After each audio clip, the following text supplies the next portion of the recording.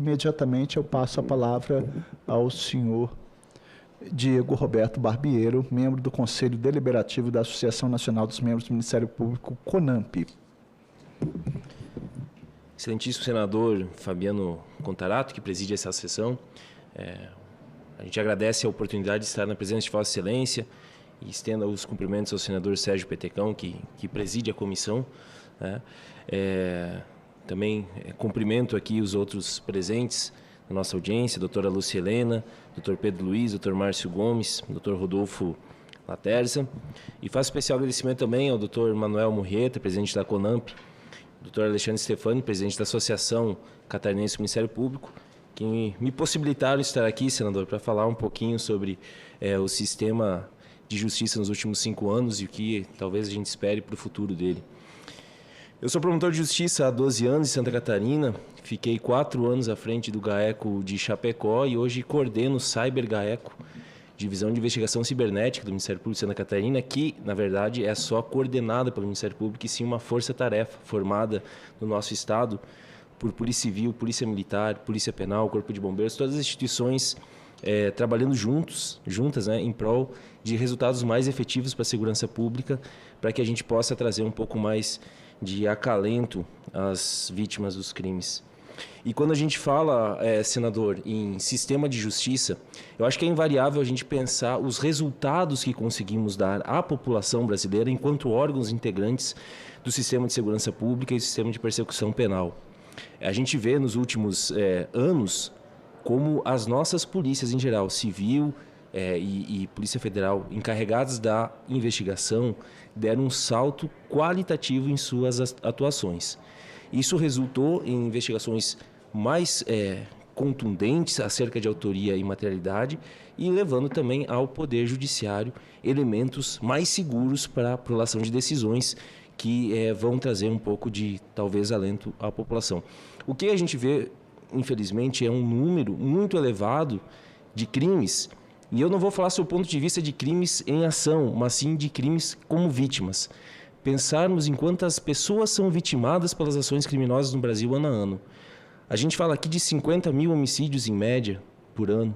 A gente fala de mais de 1 milhão de furtos ou roubos de celulares por ano, mais de 1 milhão de roubos praticados com violência e grave ameaça à pessoa. Na última década, 500 mil mulheres estupradas, e como integrantes do sistema de justiça, o membro do Ministério Público, o promotor de justiça, é quem atua na defesa da sociedade num julgamento, mas é também, senador, quem abre a porta para a vítima e recebe ela em seu gabinete dizendo: doutor, como que aquela pessoa que há 1 ano assaltou meu mercadinho está na rua de novo? Eu vou ficar refém da ação dele? E às vezes a pessoa nem teve condenação ainda, foi presa preventivamente, teve a liberdade restituída, o processo anda e a intranquilidade e a insegurança permeia a vida da população. Evoluímos muito, vejo, com o pacote anticrime e principalmente com o acordo de não persecução penal. São instrumentos que agilizam, que trazem celeridade a julgamentos, que não envolvem violência e grave ameaça à pessoa, deixando ao Poder Judiciário a obrigação de julgar, aqueles casos de maior relevância. Mas mesmo com esses mecanismos, senador, o tempo médio de um processo judicial, de uma ação penal em primeiro grau é 2 anos. Então vamos pensar, temos o ANPP, que trouxe reflexos positivos, tanto que os números, os índices criminais dos últimos 4 anos reduziram em relação a quase todos os crimes. A ANPP pode ser um dos motivos para isso. A melhora constante das forças de segurança, aqui parabenizo os doutores que aqui estão, principalmente o doutor Márcio Gomes, que está na formação dos policiais federais. Mas a gente pode ir além, pensar em além. Porque se temos uma audiência de custódia, senador, não poderíamos pensar em tentar evoluir o ANPP para que numa custódia que envolva, por exemplo, um furto sem violência, sem grave ameaça, possa ser aplicada imediatamente uma pena ou restritiva de liberdade, ou privativa de liberdade ou restritiva de direito no momento da audiência de custódia, sem necessitar retirar o policial militar que eventualmente fez o flagrante da sua atividade ostensiva para depois de 1 ano e meio, 2 anos, prestar um depoimento sobre uma ação que ele nem sequer vai lembrar de tão usual que é. Temos essa oportunidade na audiência de custódia. Por que não vamos pensar também, senador, e demais senadores que nos acompanham e quem nos assistem, em olhar também o processo penal sob o ponto de vista da vítima? E aqui eu falo principalmente nos crimes cibernéticos. Hoje temos uma dificuldade em delimitar competência, e os delegados bem sabem, para conseguir a obtenção de cautelares e investigações de crimes cibernéticos. Porque a nossa legislação processual ela é muito ainda apegada à ideia de fixação da competência pelo local do crime. Mas o crime cibernético ele acontece em qualquer lugar. Ele acontece no laptop, no celular daquele indivíduo que pratica essa ação. E ele pode estar em qualquer lugar. A vítima não. A vítima ela reside num local específico e é ela quem sofre a ação imediata dessas violações de seus direitos. É claro, a tarefa do legislador é da mais árdua. Equilibrar um sistema de persecução que garanta efetiva proteção aos direitos individuais daquele que é criminalmente processado, mas que também restitua à vítima tanto a dignidade quanto aquele direito que lhe foi violado. A restituição do bem jurídico lhe retirado.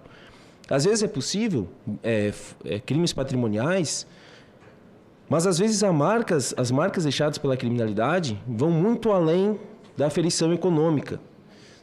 Às vezes a vida se perde, às vezes a ferida mental é tão grande que leva-se 20, 30 anos para se recuperar, ou quiçá não se recupera. Estamos avançando? Estamos. É indiscutível. Mas temos que pensar, senador,